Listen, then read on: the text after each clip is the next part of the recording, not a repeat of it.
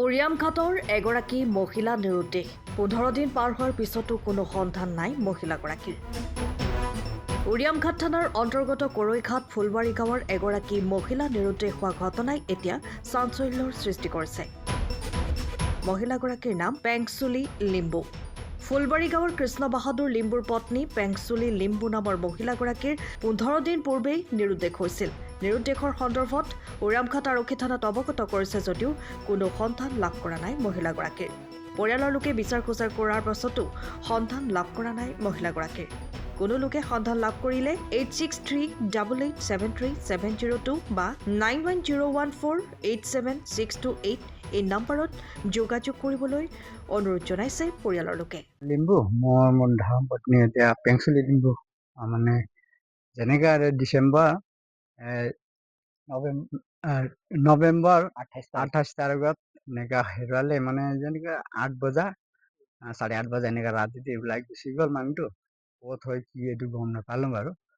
এতিয়া খুব বিচাৰি ইমান বিচাৰিছোঁ, বিচাৰাটো এতিয়া কোনো পতা লগা নাই, কিবা পোৱা নাই। আৰু যেনেকৈ কি কয় এতিয়া কিবা কৰি দিছোঁ এতিয়া পুলিচ থানাতো কিবা এণ্ট্ৰি মাৰিলোঁ আৰু সেইটোতো কিবা মানে এতিয়া সিহঁতি কিবা কৰি আছে সেইটো তাৰে আমাৰ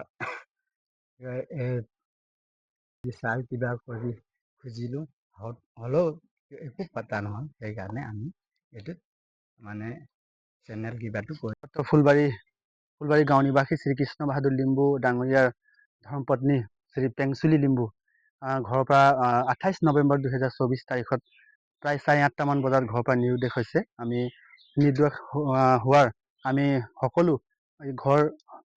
ঘৰ আৰু আমি ৰাইজ আমি ভিডিপি হৈ এতিয়া আমি বিচাৰি আছোঁ। এতিয়ালৈকে আমি বিচৰাত আমি মানে তাইক বিচাৰি পোৱা নাই। সেয়েহে আমি এই চেনেলৰ মাধ্যমত আমি আপোনালোকক জনাই আছোঁ যে আপোনালোকে এই ফটোত দেখা বাইদেউগৰাকীক যদি ক'ৰবাত দেখি পায় আপোনালোকে আৰু ওপৰত দিয়া কণ্টেক্ট নাম্বাৰ আমি দিছোঁ, আপোনালোকে এই কণ্টেক্ট নাম্বাৰত আমাক জনাবৰ কাৰণে আমি আপোনালোকক বিশেষকৈ কৰজোৰে আপোনালোকক আমি অনুৰোধ জনাইছোঁ। আপোনালোকে যদি ক'ৰবাত দেখি পায় বাইদেউগৰাকীক আপোনালোকে কণ্টেক্ট নাম্বাৰত আপোনালোকে জনাব। ধন্যবাদ।